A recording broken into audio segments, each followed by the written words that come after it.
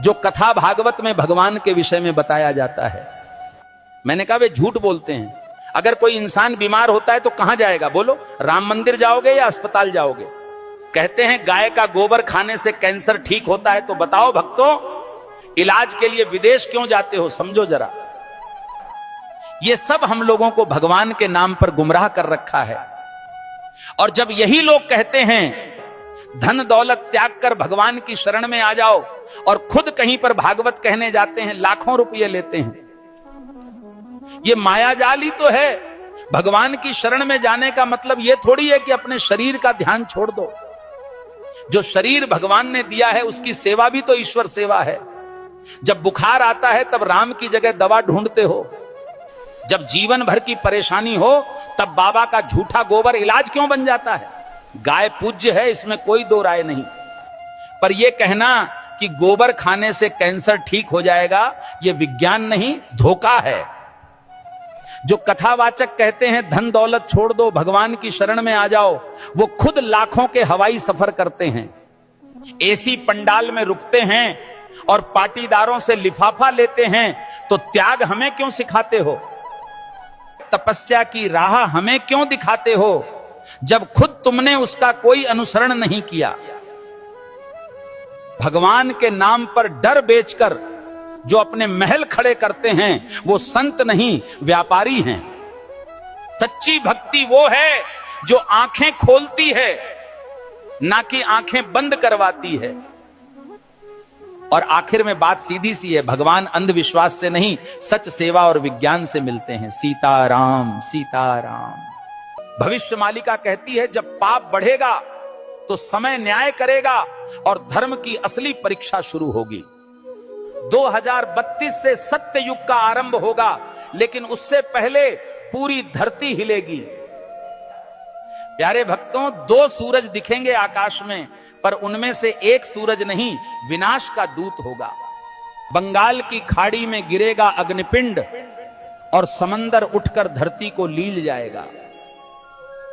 7 रात तक सूरज नहीं उगेगा, चांद नहीं दिखेगा, बस अंधकार होगा और भय, जिसे तुम प्राकृतिक आपदा कहोगे। तीसरा विश्व युद्ध दस्तक दे चुका है। शब्द नहीं अब शस्त्र बोलेंगे। भारत पर हमला होगा, परंतु धर्म की धरती कभी झुकेगी नहीं, क्योंकि भगवान कल्कि का अवतार होगा। जो शरण में आएगा बच जाएगा, जो अभिमान में रहेगा मिट जाएगा। प्यारे भक्तों, भविष्य मालिका चेतावनी नहीं, ये वक्त की आवाज है। जो सुन लेगा वही कल को देख पाएगा। धर्म अब उपदेश से नहीं बचेगा, धर्म बचेगा तो तुम्हारे कर्म और श्रद्धा से।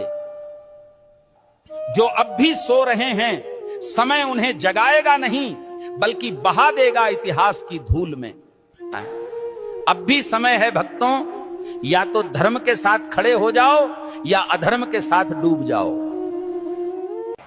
कल सऊदी अरब में आयोजित मेरे सत्संग के दौरान एक भक्त ने मुझसे एक दुखद प्रश्न किया। भक्त ने प्रश्न किया, गुरुजी, क्या राखी बांधने से बड़ी बात यह नहीं कि हर औरत को बहन समझा जाए?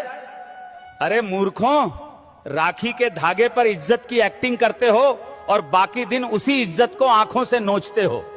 राखी का धागा इज्जत का प्रतीक है, पर नजरें ही इज्जत न दें तो वो धागा क्या करेगा?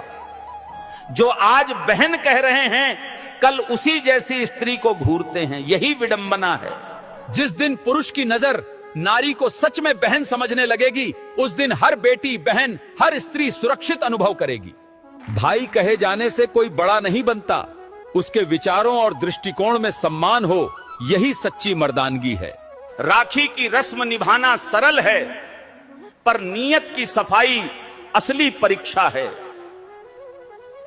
हे प्रभु, जो स्त्री को देखकर गंदे ख्याल लाता है वो कभी भाई नहीं बन सकता।